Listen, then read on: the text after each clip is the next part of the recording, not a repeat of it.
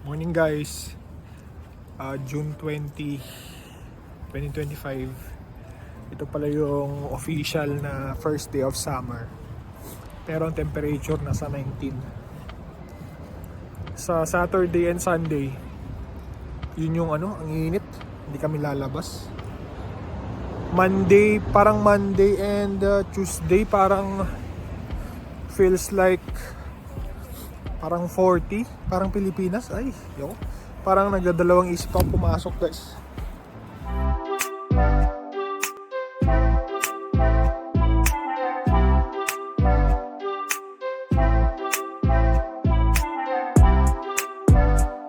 Pinapapipi natin si Austin. Kaso tagal na namin dito, parang di naman pipipi. Kaya alis na kami. Tara na. Pero naka t-shirt lang tayo at naka short. Sakto lang kasi 19. Hindi naman malamig sa kamainit. Let's go Austin. Tagal-tagal na namin dito, hindi pa rin pupo. Tapos pala guys, mamayang hapon magpapa-vaccine kami, parang flu vaccine yata. Diyan lang, malapit lang sa amin sa Shoppers. Libre naman basta may health card ka. Tignan natin. Pakita ko sa inyo kung paano yung procedure. Pero syempre, baka mamaya ayaw nila magpa-video. Wala tayong magagawa. Tara na guys, pasok na tayo. Officially, summer na dito sa Canada. Alam ko hanggang August yan June 20. Sa Monday pa yata yung actually Monday, Tuesday yung mainit.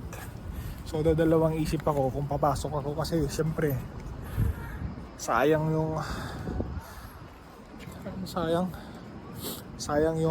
yung gas.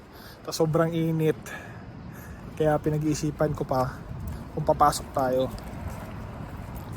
Para ayaw pumasok, wala namang ganap. Tignan natin. Ayaw na naman pumasok ni Austin, Tara na, uy. Kanina ka pa sa labas. Let's go. Breakfast na. Breakfast na, guys. Pagba-breakfastin ko na si Austin. Come, Austin. Akit na tayo, guys. Sa elevator na tayo. Pinili pala ito ni Mama, Bali.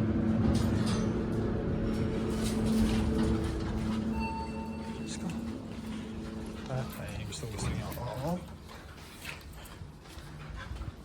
Tara.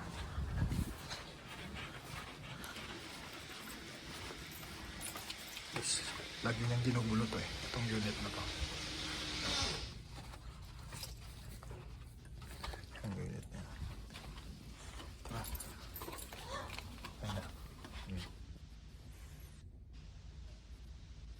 May aso kasi doon. Pinakukulit niya.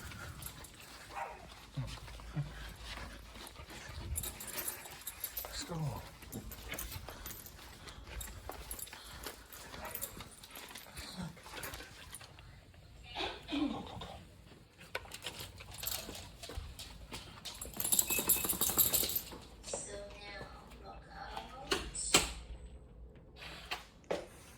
Merienda tayo. Ito itong bread. Kuha tayo ng dalawa.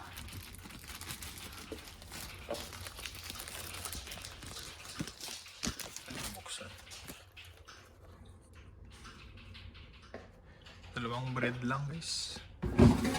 Shoot natin dyan. Shoot.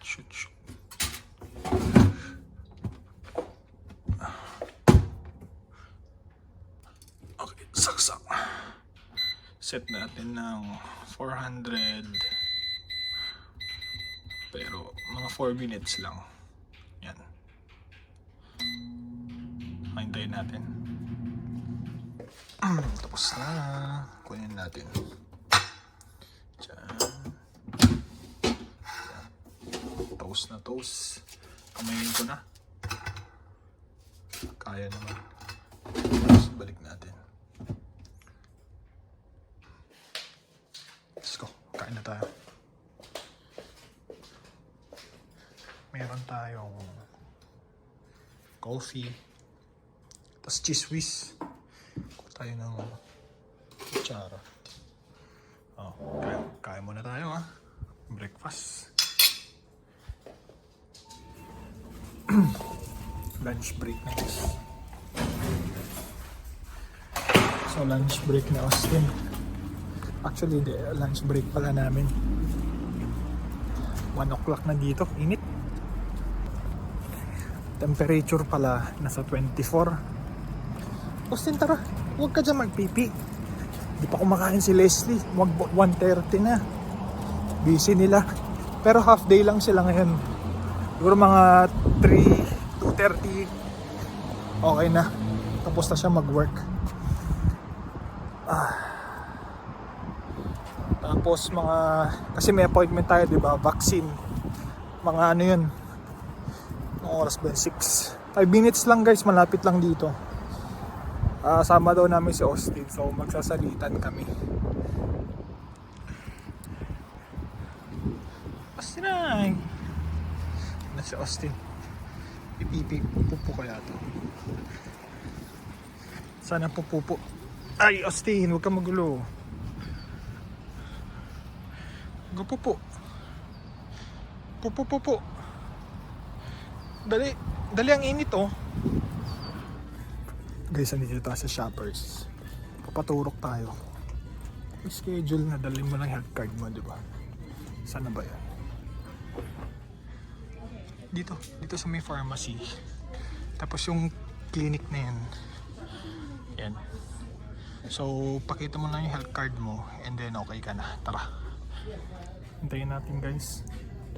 May appointment naman tayo. Sabi nung mag-i-injection, bakit ngayon kayo magpapa-flu shot? Ba't hindi sa October? Kasi daw yun daw yung flu season.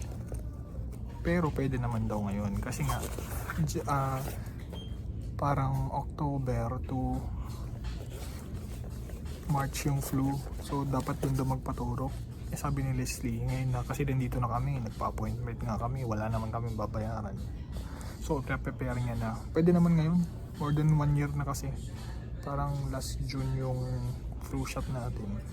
Nandito na tayo eh, sayang yung oras. Guys, si Leslie naman, pumunta na siya doon. Saan na siya? Ayun, pumasok na si Leslie.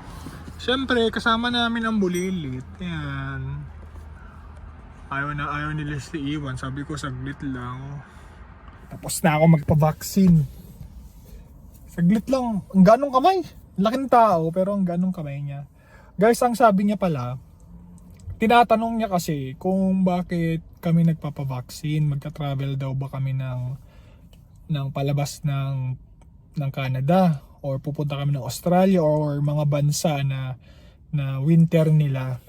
Kasi sabi niya very unusual daw na summer ka nagpapaturok, sabi niya. Tapos sabi ko, annual routine namin to na nagpapa-flu vaccine kami. Oh, ganun ba? Okay naman yung ganun, sabi niya. Okay naman yung annual. Kaso, ang recommended niya is itapat nyo sa flu season dito sa Canada. Ang pwede daw October, tapos October or November. Yun daw yung ideal na magpapaturok ka ng flu vaccine dito sa Canada. Yun daw talaga yung recommended niya. Pero ang sabi niya, kung magta-travel ka sa ibang bansa na winter nila doon, like kunwari pupunta ka ng Australia this month or next month, which is winter nila, ayun, papatusok ka, kumbaga, pwede yun. Pero sabi niya, hindi daw ideal yung period na ngayon. So next time, sabi niya, October kayo magpaturok, October or November. So yun lang naman. Austin na!